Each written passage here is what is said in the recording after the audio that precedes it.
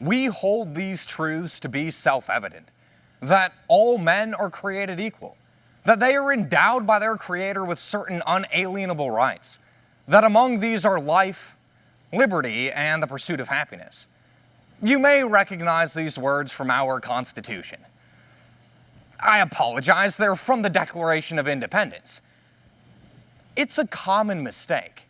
In fact, in a recent study published in the Southern California Law Review, author Katie Iyer wrote that a full 84% of Americans believe that the Declaration's famous phrase, "all men are created equal," appears in the Constitution. How well do Americans understand the Constitution? Do we comprehend its importance and use our influence to ensure it is followed? The Constitution is vital to America, and it is our duty to preserve it. Do Americans know the Constitution? The 84% statistic I quoted moments ago was citing a 1997 survey. So let's consider some more recent statistics. According to the Cato Institute, a 2011 Newsweek survey of 1,000 individuals found that 70% of them could not name the supreme law of the land. The Annenberg Public Policy Center of the University of Pennsylvania often administers surveys on the public's knowledge of the Constitution and government.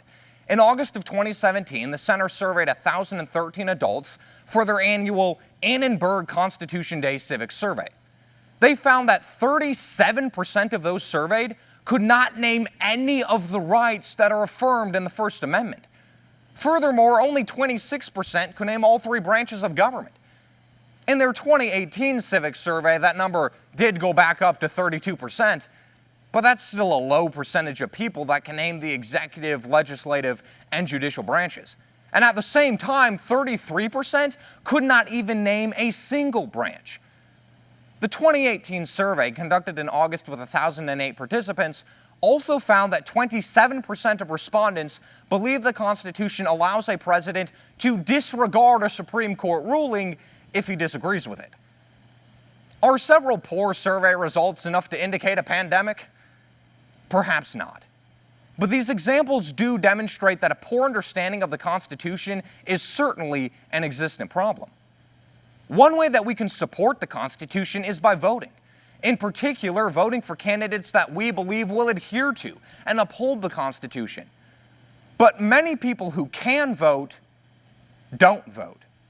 The Pew Research Center reported in May of 2018 that 55.7% of the U.S. voting age population voted in the November 2016 election. While this percentage was up from the 2012 election, it ranked poorly when compared with the most recent major elections in other OECD countries. For those countries for which data was available, the U.S. ranked 26th out of 32. The Census Bureau found slightly better results, reporting that 61.4% of the voting age population said they voted in the November 2016 election. Regardless of which estimate is used, approximately 40% of Americans who could be voting are choosing not to vote. In doing so, they are giving up one of the primary means by which they can support the Constitution. Why is this a problem? Why should we understand and preserve the Constitution? Why is the Constitution so important? First of all, the Constitution is essential because it defines our government.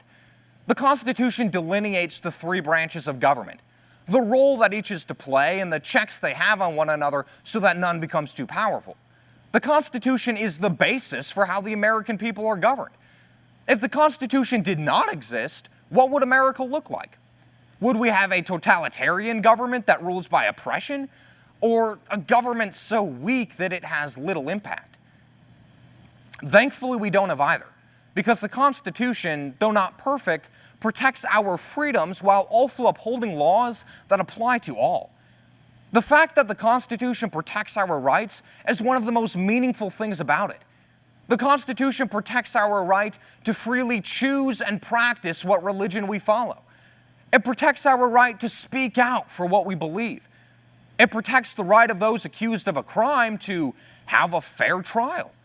It protects an individual's right to his or her property. It protects the right of Americans to vote in elections, regardless of race or gender. Why is the Constitution important? those are just a few of our rights that the Constitution defends from tyranny and abuse. The rationale and foundation for the government of our country is largely based off of the ideas in the Declaration of Independence.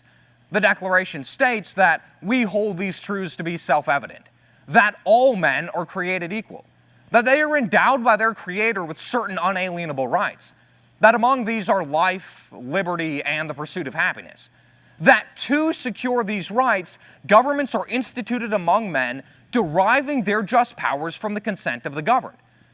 The Declaration states that the purpose of government is essentially to secure the moral rights that God has given mankind.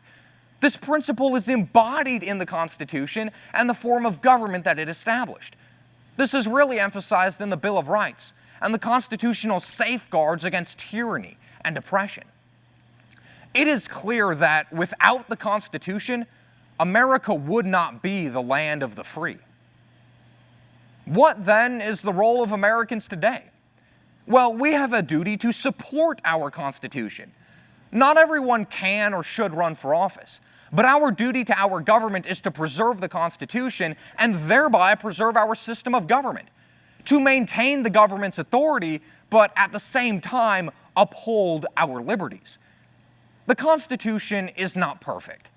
After all, it was written by human beings, and human beings are fallible. But the founders gave us a way to attempt to correct the Constitution's shortcomings. When the Constitution sanctions things that are wrong, it has and can be amended. One example of this is the 13th Amendment. The 13th Amendment abolished slavery. An injustice that the Constitution allowed was able to be changed because the founders created an amendment process. But how do we support and preserve the Constitution? The first step is to understand it. We need to be aware of what the Constitution allows and what it prohibits. Americans need to be familiar with the supreme law of the land. Only once we are familiar with the Constitution can we vote for leaders who will support it and protect our rights. As Kathleen Jamieson, director of the Annenberg Public Policy Center, put it, one is unlikely to appreciate or defend constitutional prerogatives or rights one does not understand. Becoming acquainted with the Constitution enables us to act on our knowledge. Those who are at least 18 can exercise their right to vote. It's important to vote for leaders who will be committed to the Constitution. Oftentimes, when policies are proposed or passed, we see all kinds of literature from think tanks and journals and other sources attempting to analyze what effects the policy will have. How will it affect taxpayers? Will it impact national defense? Will it negatively alter the economy, or will it create jobs? But how often do we analyze a policy from the perspective of whether or not it is allowed under the Constitution, or whether the entity proposing it has the authority to do so?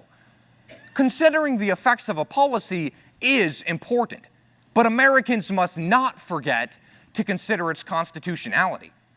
By seeking to preserve the Constitution, we can preserve the American system of government and also our liberties.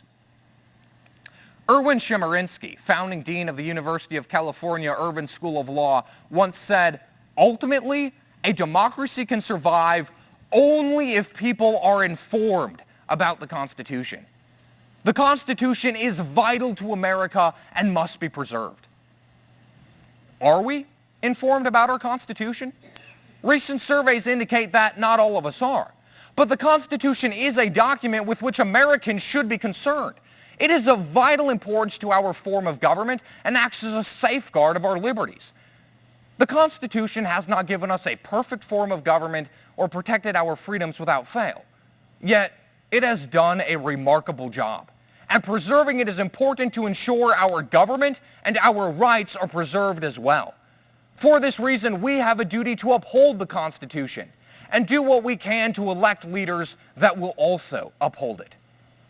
As Americans, preserving the Constitution secures the blessings of liberty to ourselves and our posterity.